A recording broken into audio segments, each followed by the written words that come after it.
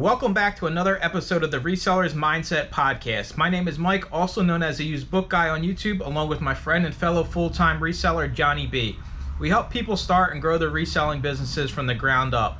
We also have a weekly Zoom call and private Discord for all YouTube members. Head on over to youtube.com/usedbookguy to join the channel and gain access to the full-length podcast, Zoom call, and private Discord today. Let's get into this week's episode. What is up, everybody? Welcome into another episode of Resellers Mindset Podcast. As you can see, me and Johnny got somebody else to come on and actually talk with us. So this has been a long time coming, kind of been in each other's DMs for quite a while now. So I'm just going to throw it over to him. He's going to introduce himself, kind of tell you what he does. I will say this, me and Johnny have openly trash talk whatnot in the book selling space. So I figured let's get somebody on here that does it right and actually has results. So take us away. Hey, everybody. I'm STLbookeeper. Just coming in. I'm a whatnot seller. I sell a little bit on Amazon, but mainly whatnot full time, and I sell magazines and vintage media. So I happy think to you be say on. you say magazines lightly here, and there is, I guess, you Yeah, I call them get like that. spicy mags, but to be Tasty more, I bag. guess, descriptive, it's like Playboy type hustler Yeah, and things mainly like that. Playboy. Mainly Mainly Playboy. Playboy. So hmm that's kind of selling. How did you decide like this is going to be your thing? So man, I got on whatnot, man, like I want to say about 2 years ago almost now. And it's only because I got kicked off of eBay just because of trying to sell, mags and things like that. I just stumbled upon them on an estate sale. And that's mainly the attraction of just like, okay, these are in great shape. I mean, they're in the book section. I mean, can these sell like books? I reached out to one of my mentors, Max, and he let me know, yeah, these are able to be sold. So I'm like, okay, let me try selling them on whatnot. So I went and tried a show out, and I think I started them for like $15. And just because I'm like, this is probably what they're going for. And one person bought them all. So I'm like, well, then I know there's other people that probably want them. So that just got a light bulb in my head. And I'm like, let me try starting to just only sell these. I tried yearbooks on whatnot and they didn't do as well for me. I sold a couple of them, and they're just like wasn't any interest in that for me. But when I started getting into Playboys is more pop culture, and I'm into pop culture, so it seemed right up my alley for is what I can get interested into and learn more about. And I was right. I learned a ton, and I'm still continuously learning each day. So it's a very interesting path I started down, but it started all just at an estate sale. I thought like, hey, maybe I can sell these. Johnny, I'm So going to throw it over to you here in a second. I'm just curious, like, so I guess there are certain limitations on eBay. I don't know, like, you can't sell, like, I know you Yeah. try selling, like, I've tried giving Johnny, like, some anime kind of like hmm 18 plus type stuff, and he can't sell. So I'm guessing, is it kind of the same with Playboy, or does it depend on, like, the cover, the photos? I have no idea. Yeah. I'm just asking So you two. so so first starting off, I tried selling like I didn't know any like of the, rules really on eBay for that. So I posted not just Playboy. You can sell mainly Playboy, but they still tag you for that if you do too much. It's really kind of risky. But I was doing Hustlers and other magazines and things like that. And I got dinged a couple times and I was thinking like maybe it's just I see others selling it. So I'm thinking it's fine. So I go and continuously post and sometimes it's one and done and two or three and done. So it depends on your account, but they kicked me off, and I can get back on if I really tried hard to. But I just was like, let me pivot to something else because whatnot was just being promoted so heavily in my book group. So I was like, let me try whatnot out. Let me see what this is about. And I definitely I'm glad I did. I'm glad eBay kicked me off, honestly. yeah, the rules on eBay for that stuff, they're really hard and it's like speeding, right? Sometimes they catch you, Yeah, sometimes they don't. yeah, You can figure out how to list that stuff by breaking the rules, quote unquote. right, right, It's a harder racket. And I kind of right. agree with you. If you're gonna specialize in that stuff, just go to a platform where they're okay with it. So I think Yeah, Whatnot was a good yeah, choice for that. yeah, Um, They do let you a little bit on Amazon, but they're kind of like eBay. They got certain rules and requirements and how you pack yeah, that stuff. Are you yeah. selling the same kind of Yep, stock over I've on sold. Amazon or? Yeah, I've sold Playboys over on Amazon. I've sold maybe like 10 to 12 of them over there. They sell pretty well. You just got to be careful because I've gotten dinged for like logo, like brand things for the covers on Playboy. So I don't think they dinged me, but Don't they as have you long put them in those like black coverless bags or oh, not? I did it FBM, so it was FBM. I didn't send them in, so Ah, I okay. Yeah. yeah, so I Because I just think sent in them. FBA you have to use special poly bags where it doesn't show the Yeah. covers. hmm So that's neat. So whatnot. So you had the one customer buy everything. So how did you scale the whatnot up to like what it is today? Like every show is a banger for you pretty much. Man, just I do a show every day. I constantly get inventory too. So like I do shows 6 to 7 days a week and Wow. started off for like an hour. Now I'm doing like 4 to 6 hour shows a night. So it just all just started with like honestly just getting one hour shows in a day and just being consistent. It started off like I maybe did 2 shows a week and then I started to learn to get the inventory a bit and I kind of scaled the shows up more. So Were you nervous at the start? Because I know when Mike and I started, we were a little bit nervous doing the podcast, and it's exhausting just talking and talking oh and yeah. talking. And Oh by yeah. the end, we're kind of like brain dead. Are you just kind of the Yeah. same way after a whatnot show? Oh, Just a dead? thousand percent. It's Yeah. it's like I've competed in things and done things like with stages and things like that. So I know the feeling of being like drained from like performing. So it's like yeah, definitely a performance whenever you're like, putting on for the camera and things like that. Right. People enjoy the shows, they want the entertainment, like they really thrive off the energy of whatnot. That's what mainly the difference between other platforms. You can bring that energy through the camera, which kind of translate into dollars. So Gotcha. So 6 days a week, that sounds rough, but I know you like it. I know you like the money, but do you ever have days you're like, I just don't want to stream tonight, and you have to do it anyway, kind of deal? only days where I come off from doing pickups. If I do a pickup that Yeah. day and I have to do all the heavy lifting, honestly, I could stream every day. I'm looking to hire employees because I could stream every day, for a couple hours. The streaming isn't the hard part. More or less the all the things behind the streaming, the shipping, the packing, and the sourcing and the moving the boxes. I'm moving thousands of magazines of boxes a month, so it's a lot of stress on the body. Luckily, I love to get massages, so that helps out. There you go. So, so let's talk about the shipping for a minute. So, how many hours of shipping to how many hours of streaming do you say the ratio is? Wow, yeah, that is. So if I do about 2 hours of streaming, it's about 3 hours of shipping. If I do 4 to 5 hours of streaming, it's about like 6 to 7 hours of shipping. So it can Wow. get. I'm doing all the shipping mainly by myself. Right now, I'm on like a tour of around the Midwest to East Coast, kinda. So, and I'm kind of hitting some family members' houses. So I'm getting some help with shipping right now. So it's helping out. But normally it takes me a good 4 to 7 hours of shipping. I wake up at 4:30 mainly every day to start working on shipping. So, do you go to the post office to drop it off, or do you have them come pick it up? I go to the post office, have them drop it off. I haven't got to the point to where I'm getting soon. I'm gonna be having them come pick it up, but right now I'm just dropping it off. Very cool. So, on the streams, you have to put on a show, as you said, and you do a performance. Yeah, Uh, like a persona. what do you find is that people react to the best in your personal performance? Is it comedy? Is it historical facts? Is it you just going, "Oh wow, this is so cool"? Or what's Mm, like the your that's a your good special? question. Yeah. So I feel it's a different crowd every night. That's one of the things I think it's more or less it's you have to adapt. So each night it's a little different. So some nights I have to kind of maybe talk more about the price of the mags and how Mm. much their value is.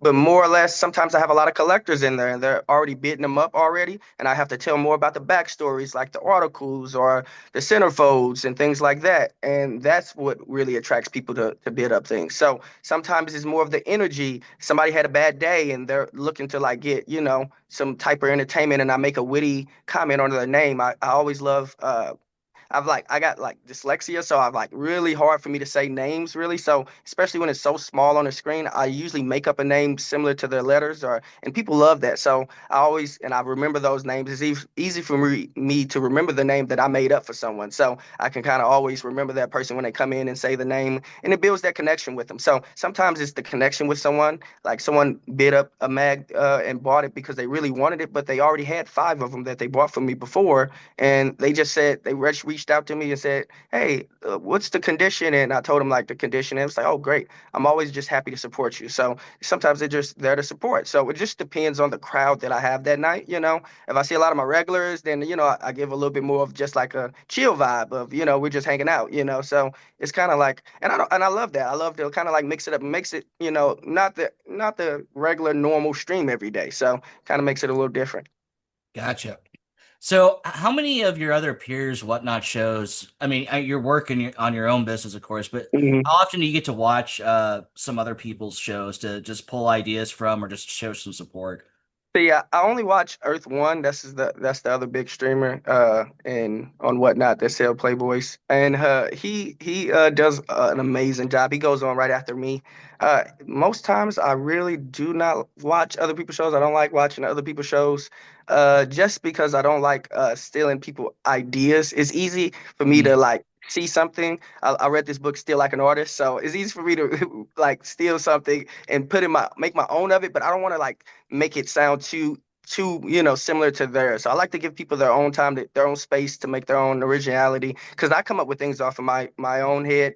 So I don't really like, because I could catch myself seeing Earth One's like little slang, little logos and things that make him, I know I get people get reactions out of, because I can see the pattern of when he said and when the bids go up. So I'm like, oh, that works. And I do that. I kind of, it's a good thing, but I kind of don't want to like, steal his style. So I kind of like to only just watch my shows and a little bit of Earth Ones. I go in and support him and watch his shows and things like that. But I try not to go watch too many other people's shows. I watch a lot of other booksellers, people in different categories. I love going into other categories and watching other category shows, get ideas from there.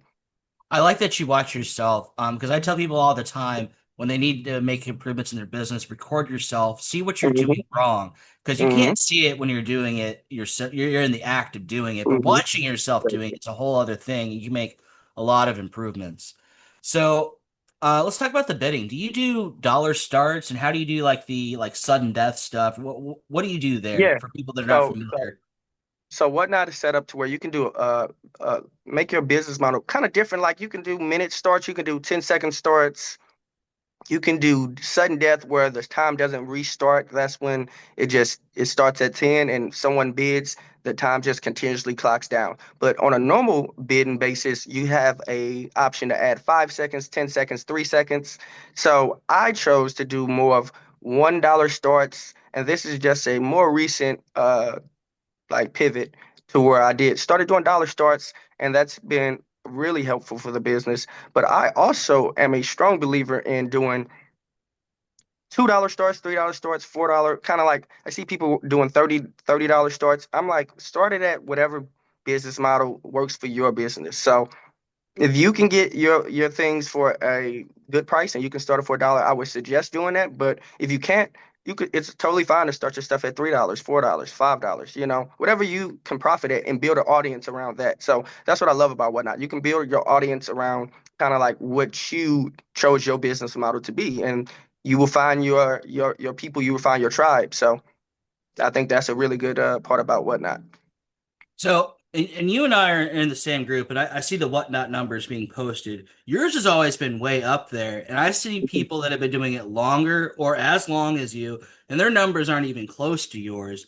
Is it simply because of the product you're selling and they're not, or or is there some other thing you think that it causes them to have a kind of a slower snowball effect? Because you're way ahead of the game, in my opinion, when it comes to I whatnot. appreciate that. Thank you, man. I Yeah, do. yeah, you are, you are. So I give props for props due, but I'm noticing that they're not yet. And I'm not sure it's just because of the product or there's something else formulaic going on there. I think it's just the time. I think it's just the time. I've been doing it, like I say, for almost 2 years, doing the same thing. I'm like, I don't. really like switch up too much. I've tried a few different products, like, but every day I still stick to my bread and butter of my mag. So I know people that like, that stay consistent. I think it's the consistency. That's the only thing that I can see that is the difference between me and those some of those people. And I think if they're still consistent with it within 6 months, I think they'll be right there along with me, even more. I think honestly, the people in our group can really exceed my numbers, like Max and like Kent, because they have like it's a lot more variety for books. It's than you can get for Max. It's like only a few type of, and everybody can get the Max that I'm selling. So it's not something I'm doing too different. So I feel like it's more of just the consistency of building your audience and just building people that like trust you and want to come see and hang out with you. Honestly, is and that's the one thing I love about Whatnot also, because it's like I can be myself, and people come hang out with me and order with me because it's me and they're hanging out with me. So I think that has a lot to do with it as well, because people have told me that they watch me as entertainment for like YouTube or for TV, and relief. So it's like with that comes like other things that they're willing to help donate, and I get donations some shows. So it's like it comes with just people being around you with time. So personality and consistency. That makes a lot of sense to me. Yeah. Um, so when so donations, so people just throw you money just because they like how you are? Do you also do like giveaways during your show, or you don't Yep, do any yep. Oh giveaways? yeah. I think a giveaway is a very important part of Whatnot. I think it's people that come in there and abuse it, but I think doing giveaways help bring just those people that may have not stayed in your show for a little longer to stay in that show to see if they're going to win that giveaway. And that's when, honestly, is a little tip I would give people to run your best items. When you're doing your giveaway, run your best items. You're going to have the most people you're going to have in your show, most likely during your giveaway, and that's when you should really capitalize on running the high ticket numbers. And then you have maybe five you have not maybe you have 5 minutes to kind of explain the significancy of that item, and you can kind of like really emphasize why they should bid it up. So I think that is what I use like at the beginning of the show. It's really a hot time to do it. You can do it in the middle. You can do it when people raid you. It's a really good way to kind of like get people into the show and staying. So that's what everybody wants to know. How do you keep people in your show? And that is, people hate to hear it, but you don't have to give away, a 5 pound item, but you can give away a 4 ounce item that's like a sticker, and it won't cost you much, and people are willing to stay. So Cool. So maintaining audience retention, but how do you get them there in the first place? Because I think that's the hardest part about Whatnot that people don't put too much thinking time into, like getting that initial audience just mhm, going. So, mhm. what advice do you have there for people that are wanting to try this? Well, it's a few tips. You can go about it as getting saved, getting a bunch of saved save notes for your shows, and that's just going and reaching out to people and letting them know that you have a show coming up, sending your show out to people in your audience that you want to be actually selling to. You don't want to go to random shows. So I think that's a great way to do it. I think having people know that you're going to be having a certain item that's really really valuable or rare, and that's by using your title, using that title and putting whatever start you're doing. If you do dollar starts, they have a little hashtag for that, so that's a benefit. But I think the title, your thumbnail, is just like YouTube. Your thumbnail and title are super huge on Whatnot. I really, from the start of it, I focused on my thumbnails and well, not as much as my titles, but my thumbnails and things like that to like make me different from everybody else. And I think that's helped me. So I think your thumbnails are important. So I think that'll be a very, very interesting thing to like, dive deep into for people. If you have great thumbnails, I think that's a really helpful thing for your shows. Gotcha. So you said earlier on that you do other media, other vintage media. What other vintage media do you dabble in? So I also do like DVDs when I get them. I do mainly DVDs and CDs when I get them. I get them in bulk usually, and I try to do shows with those and have a few different platforms that I sell those on as well. Very cool. Um, what do you think Whatnot needs that it doesn't currently have, like the wish list of features and stuff? Hmm, that's a good question. If I can get one thing on Whatnot, I think I would make it easier to do the graphics, like the graphics you guys have behind you. I know it's a program like OBS. I believe it is that you can, adapt to it. But I think if they made it a feature on the app that you can kind of make make a little bit more of an interesting, like your own little interesting things to add into your show pop up when you're doing your show. I think that'll be a great feature. I think also making it international to where you can, how Amazon and eBay is, to where we're reaching across, the world. I sometimes do get a few Canada buys, so that's cool. But make it a little bit more accessible for the world. Can they just not watch it, or they just can't have stuff shipped to them and they have to ship to a US address, then have it shipped up to wherever they are? So I think it's only in certain countries right now and of the world. So I don't think it's able to be like, downloaded and them to shop in certain parts. But I know it's gaining more and more traction like in all around the world, but it's just not to the point where, they're spreading to, the US and buying. Gotcha. So, how much of your Amazon, how much percentage of your business is the Amazon side of your business? Uh, Maybe like 5%. So low. I like Yeah. it. Cool. So on your whatnot setup, there's all kinds of ways to do it. You got your phone, you got your computer, you got multiple screens. What does your setup look like? Because I know you travel quite a bit. Yeah, my setup is it's like a right now I'm looking at it right now. It's like a photo light box right now. And I just started that on the fly because I was thinking about traveling.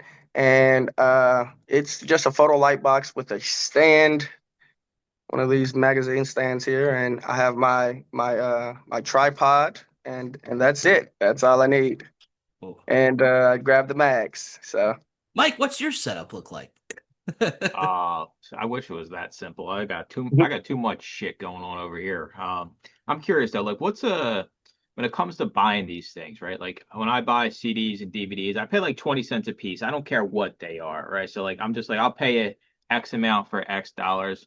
When it comes to like maybe I'm scrolling Facebook Marketplace and I see a listing and this guy's trying to sell his whole Playboy magazine collection, even if I wasn't doing whatnot, but I still wanted to make like a dollar or make some money on these items. Like, what would be a dead set? You're going to automatically buy it like a dollar a piece. Is that a really good deal in the space you're in? Or is it like 50 cents a piece, $2 a piece?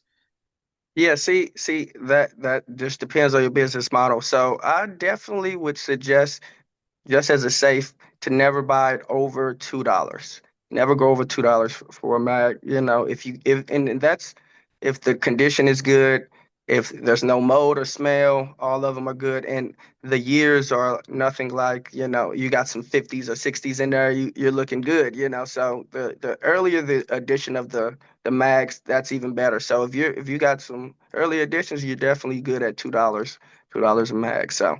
Okay, so the older stuff is better. Now I'm curious, do they still actively make these magazines? So they restarted making them like this past year. So that's the interesting part. And that's just this, that they did go back to reprints. They're just starting at 2025 and up. So that's the cool thing about it. So I think it may even be a big boom in Playboy. I'm starting to see a lot more advertisements for Playboys and a lot more of a different crowd that you wouldn't think that is buying from Playboy. So it's Uh, actually really interesting. yeah, I was curious. I had no idea, honestly. I just remember like growing up in the city, there's always like those newsstands and they always had like the Mhm. magazines that had like the dark covers over them so you couldn't Yep, see as yep. like teenagers, right? So that is, I mean, that's good for you, but then you also got to worry about, possibly more competition. But listen, Exactly, I think exactly, you sold exactly. yourself short earlier when you were talking about like being successful and whatnot. I mean, anybody that just listens to this podcast can hear like you're like personable, right? You Yeah, always are going. Like I even said to him before we started recording, like I was in one of his whatnot streams this past week because when we have people on, I like to kind of be like a little right, FBI detective and see right. Gotta what the gotta hell go they're through actually doing, right? So like you're sitting there, dude, and you're literally talking the whole damn time, and it's one mag after the next. And I do think you have built up an audience because I've seen people in the chat asking like, hey, do you have the 2006 whatever month it is, whatever year it is, whatever type edition it is. And I do think the category you sell in helps, but I do think you have to have the type of personality to sit there and basically, kind of run your mouth for, 4 hours a day about the same Yeah, thing over and over again. So I do yeah. think you kind of sell yourself short, and kind of you deserve a little bit more credit than you give Thank you, yourself. man. I appreciate it. I appreciate it. It's kind of good to be humble. So estate sales, right? So now I personally don't do estate sales, right? I have enough stuff other places. Hmm. When you go to an estate sale, like, is there always competition for these things? Like, because now I'm going to be thinking, I go to a estate sale, Yeah, the first yeah. five people in line are going to be trying to get the mags, if that's the case. Or are they like, It, because vinyl records are crazy right now. Like, yeah. vinyl's like the hottest thing in the media space. I wonder if the Yeah. magazines are kind of the same way, in your opinion. Like, if you go to a estate Yeah. sale, do you got to be like one of those first three in line and then run straight for where the mags are? In some areas, yes, unfortunately, it is that way. I did a video where I was vlogging me doing a collection at a estate sale and going. I told everybody that I was going to pick it up, and I recorded the me walking through the estate sale. And it's a part in the video. You see the person picking up the magazines that I was going for, and I'm like, that's exactly what they were like. Yeah, I've been out here waiting for my friend told me to come up here, and we've been waiting out here for all day. So yeah, sometimes you think that there no one's coming, and then you 20 minutes late and they're gone. So I definitely have gone early and been waiting for hours to pick up mags at estate sales. It's definitely one of those things that people are starting to kind of come around to, and it's a lot of older gentlemen are starting to really get them just for their collections. They're collecting them. So I got another one. It's when I go to a thrift store and maybe they have like three of the same DVD or book or something like that, and the person's like, "Oh man, what are you gonna do? Play one of these DVDs in every room?" Like, they're trying to be a smartass about me being a reseller, but I think, mhm. like, dude, you've had to be in some weird ass positions where they're just like, "Why the hell is this guy buying 5,000 Playboy magazines?" Like, have you been in awkward, weird situations just because of the business model? Yeah. It's pretty crazy because I do meet a lot of different people. I've met people who've been dated Playboy models, and I've met people who's hung out with Hef, and I've met people who just like got them from their dad. So it's people who really want to talk to me about the Playboy mags and get in depth on like what my collection is and things like that. And I'm just like, because I tell them like I collect a bit, which I do. I got a collection and I enjoy it, but I'm more of a seller because I'm here for my people. I have an audience of people that depend on me almost to get them certain mags that they really want. Like it's people who've getting mags for their husbands or their grandpa to it was their birth date and they want to frame it. And it's people who reach out to me personally for significant mags that mean a lot to them. So I try to try to not get too attached to them, but so when people reach out to me and, kind of when I pick them up and, try to really connect with me on that, I always get a little off about it, but it's like, I understand. I'm a collector at heart too. So I understand. But yeah, it gets a little weird. Some people can kind of, be a little off-putting with it, but, I kind of just roll with the punches. I really wish I had someone with me, to kind of like buffer. I see why that picker show, all the best history channel shows where they picked across the country, they always had a buddy, So I wish I had that buddy, and I see why they had the buddy because it's for those awkward, buffers conversations that you need. So, but it's part of the game. I try to keep it cool because I'm always in some weird area of the country. So I just like, all right, yeah, that's cool. Like I'm just here, and they're never any harmful anybody, mean or anything. It's always just that awkwardness, Yeah, So yeah. it's just like really really cool. But just I just try to get out of there and load up. Especially like traveling too, right? It's different. Like, I could just go down to my local police station, right? I'm familiar with the area, right? So it's a little bit Yeah. more sense of comfort. You're always traveling. Yeah, So I'm going like into you're people's homes a lot.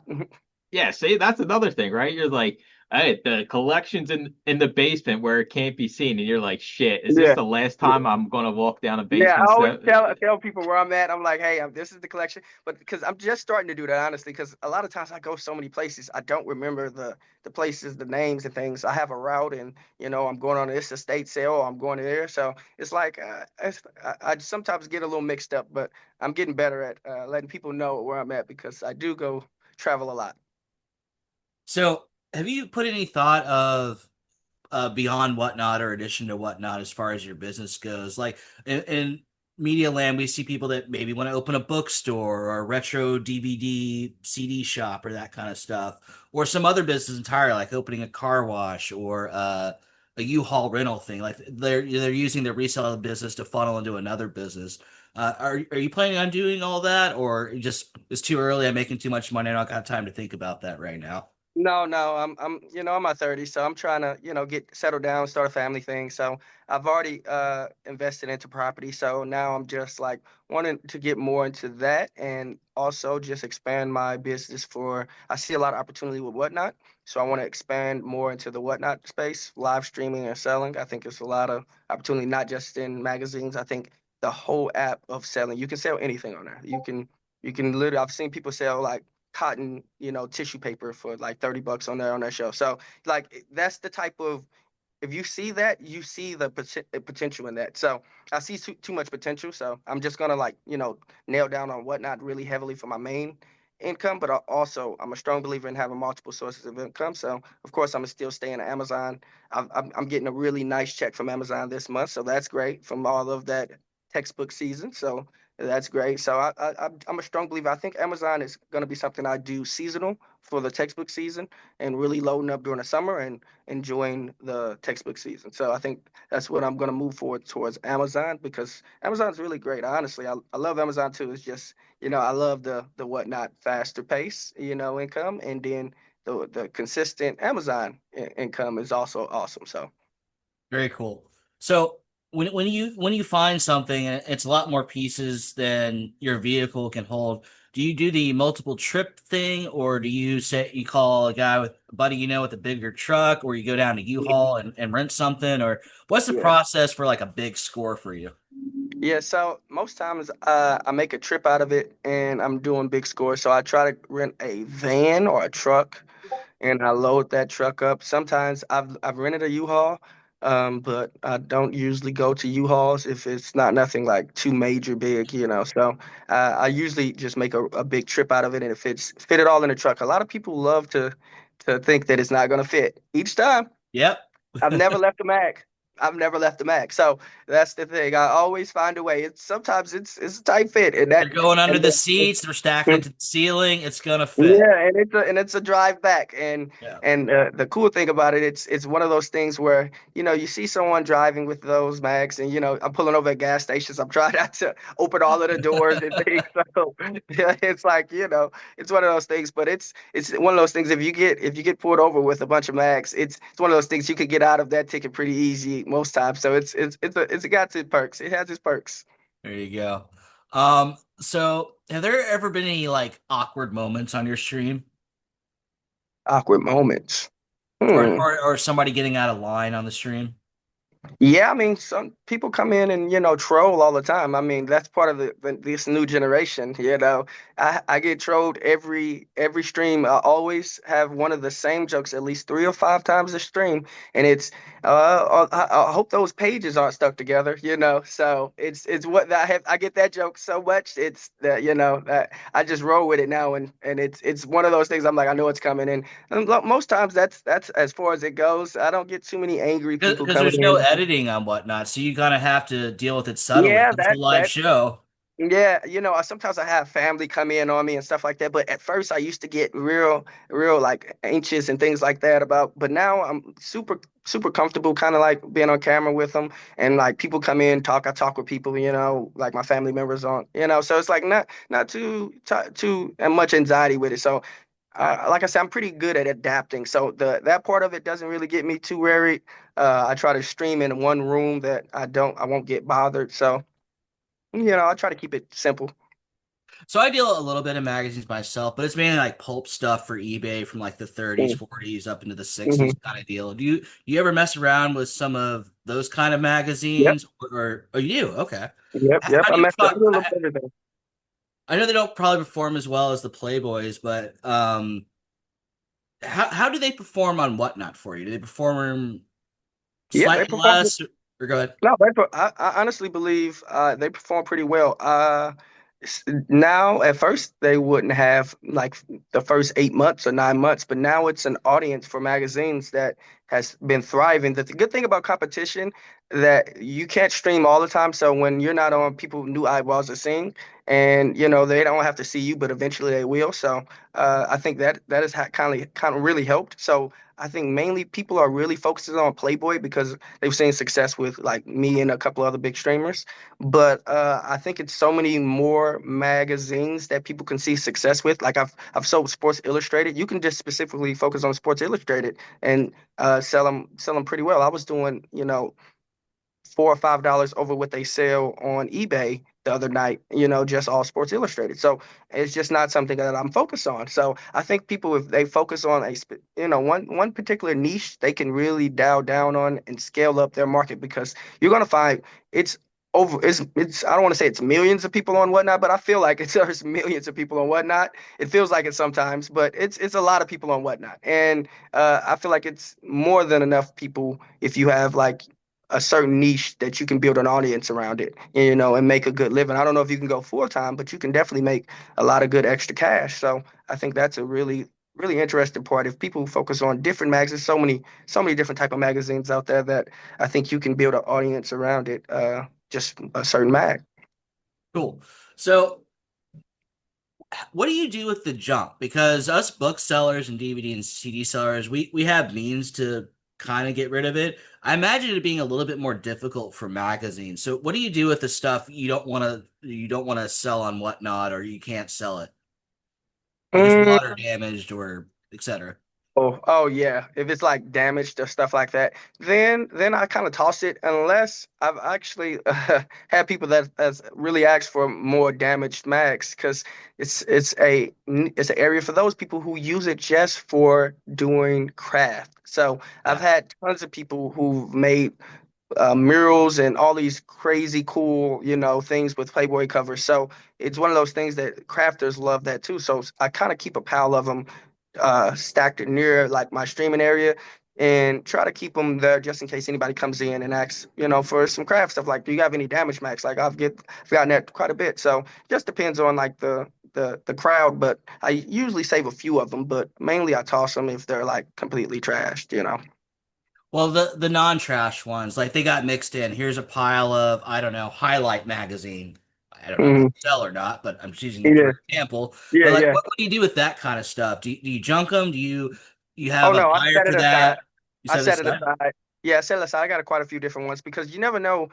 People come in asking for so many different publications of magazines that I've never even heard of. So Yeah. sometimes when I remember the name when I read it because I'm like, oh, I remember seeing that somewhere, and then I'm like, oh, okay, yeah, I seen it on this magazine that I got in a couple weeks ago, and I'm like, oh, I have a few of these, so I run them for them. That's happened quite a few times too as well. So sometimes I just hold on to them. They look kind of valuable. I look up the price of them. If they're not like something that's just like worthless, then I'll hold on to them for a bit. So. But yeah, Okay. they sometimes I actually throw in a few of them throughout the stream, or I say, hey, someone buys something with like a certain cover on it, like, yeah, I bought it for this. I'm like, well, I have more computer mags like this over right here if you like that. So Gotcha. So you save them because you never know when you're going to need them, and it Mhm. sounds like it's happening more frequently that they're going to be able to go out. So Mhm. speaking of that, talk to me about your storage, like for that kind of stuff, and then for your stream stuff, right? Because you got to hold on to Mhm. them for your different shows throughout the week. So you Yeah. don't need a gigantic warehouse, but I'm assuming you need some kind of organization shelving system for the week. Yeah, so basically I do it all out of my home location, which is a one car garage.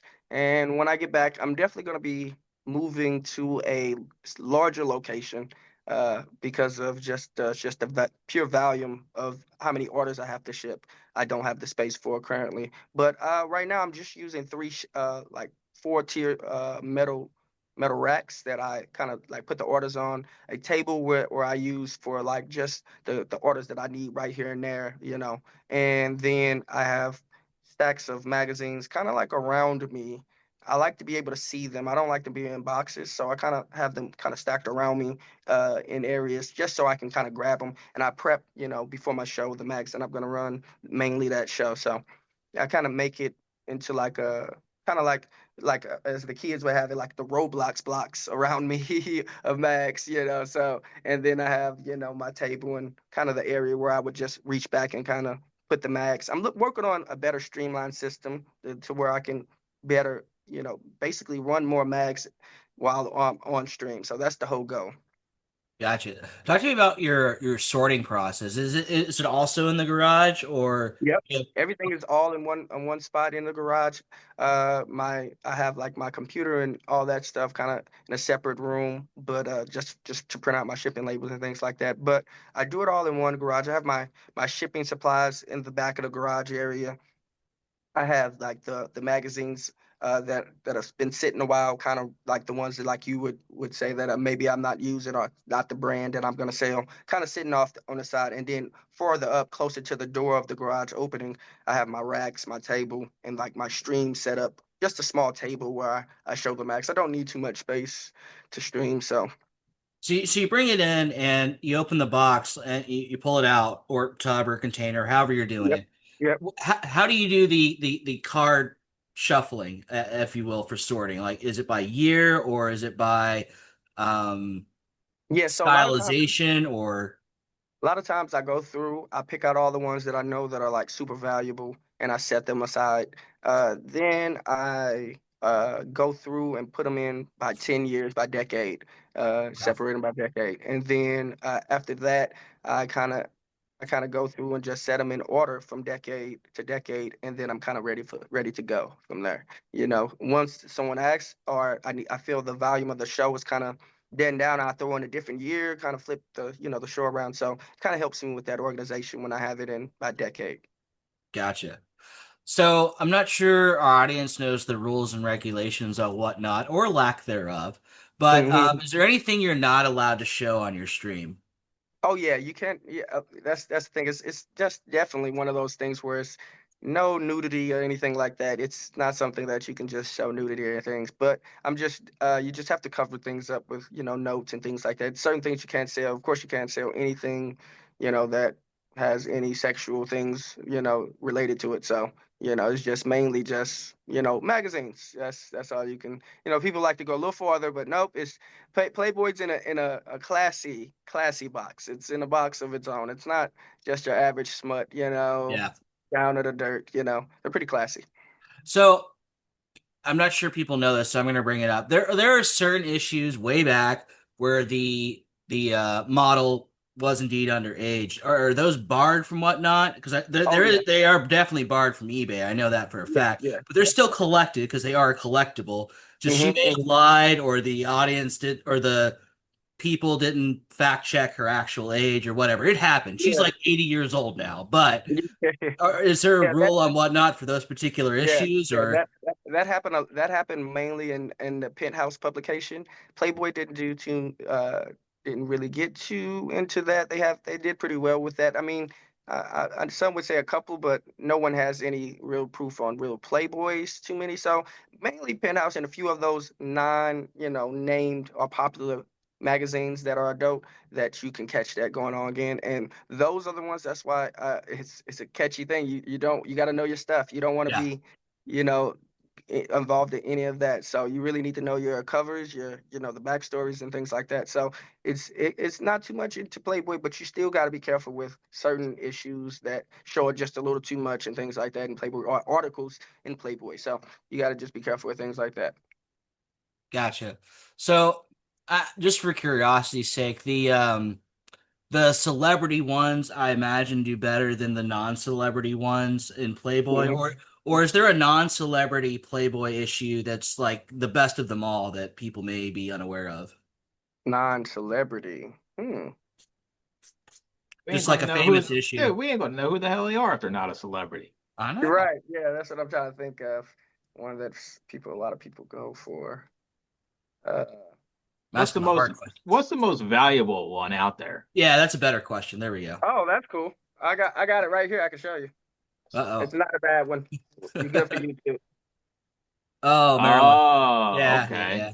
The original. What'd she go for? She goes for at the low end, ungraded, which I'm gonna get this one graded, but she goes at a low end for about 2 to 3 grand. Nice. And Um, what about graded? She goes for graded. I believe this one. I just got a few mags graded back, and the ones that's on the market that sold in this condition it was a 6. It went for 8 grand. So I A think this one's six. about, Wow. yeah, I think this was about a 6 to 7. So it may get 8 to 10 grand. all right. I got some rapid fire questions for you. These are more on the silly side. All right. Can't sell Playboy no more. As of today, you have to sell Nat Geo magazines, National Geographic magazines. Oh Do you think yeah, you could still make it? 100%. Do you know A your hundred. animals then? Yeah, I'm telling you, I could really honestly, I think I could sell anything on there. That app is a lot of opportunities. And also in my family, I come from a family of really good salesmen. Like my dad is a really good salesman. My brothers, both of my brothers, they're all the top salespeople at all of the jobs they work at. Like they're extremely good at selling. And my dad's really good at with talking with people. He's had jobs where he's done like, a lot of, a liaison, or I think that's what the word is. I'm not, like I said, I'm not that good at talking as them, but What did you do they, before reselling? Like what was your last real job before you decided to get into reselling? before I did resale, I had a business where I did ATMs. I installed ATMs, Yeah, but and I that's like bought it. entrepreneur. Like, have you ever had like Okay. a crappy real job like Oh yeah, CVS yeah, like yeah, yeah, me? yeah, yeah, yeah, yeah, yeah. So, oh yeah, oh 100%. So, my last job, I worked for a company where I took care of mentally disabled people and homeless. I'm not homeless people, but mentally disabled people and old people. And I was a caretaker. So I did that for like 7 years. I did that from like high school all the way through college. So that was like my last real job. And I loved that job. That was good. I worked with people and Yeah, dude, I helped mean people that's out. like the perfect answer you ever could give, right? Nobody could ever hate you ever in life. You're like, yeah, I took care of, people that were in need before I decided to start doing this. Yeah, And yeah, yeah. that gets me to the I next mean, one. So it was good. It when was a I good talk job. to my family about like reselling books, like they kind of just like laugh about it, right? Like Oh, I yeah. I I almost should just tell them, act like I'm you and just tell them your story. Like, hey, I decided I'm going to sell live on this website online, and it's going to be Playboy magazines. Like when you first like started getting like traction with this, that initial conversation of like maybe just a family member being like, hey, what the hell are you doing to make this money? And you say, well, I actually sell these, classy magazines, spicy Mhm, magazines. And mhm. what was their reaction? Man, they were shocked. I mean, my partner, she was shocked. My brother and my one of my best friends, they just honestly they were a little shocked at first, and then they were like, I'm really into getting into like niche things. So like I get into little fun things that I like to get into. So they were kind of a little shocked, and then they were like, well, that kind of makes sense. You seem like you would find something like that. A lot of people say, a lot of my family was like, say that kind of makes sense. You seem like you would do something like that. They were just shocked that it was actually an audience for it, just like people with books, They're not more shocked that I got into it, more shocked that it was actually people, that wanted to do it, they wanted to It's buy it.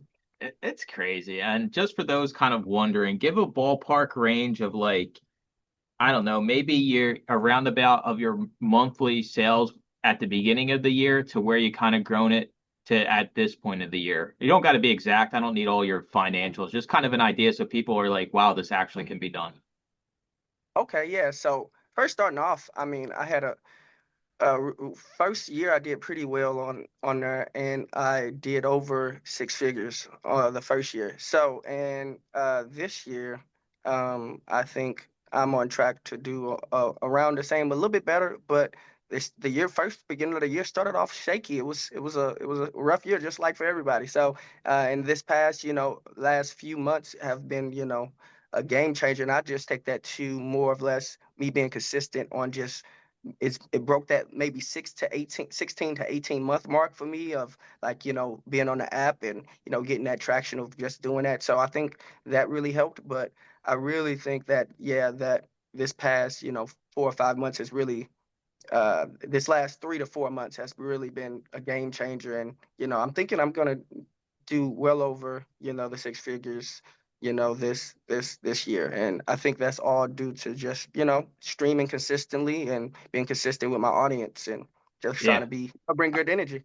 I'm gonna keep it 100%. My ass is not streaming 6 days a week. I don't care what it is I'm selling. So you definitely have the hustle muscle, and you've actually dropped Appreciate shit that. off at post offices not too far from me. So next time you're in my area, you definitely need to shoot me a message so we can go Yeah, grab some food or yeah, whatever it may be, for because you're a sure. traveling man, dude. Yeah, I'm gonna be. What are you on the East Coast, right? Yeah, I'm by like Harrisburg.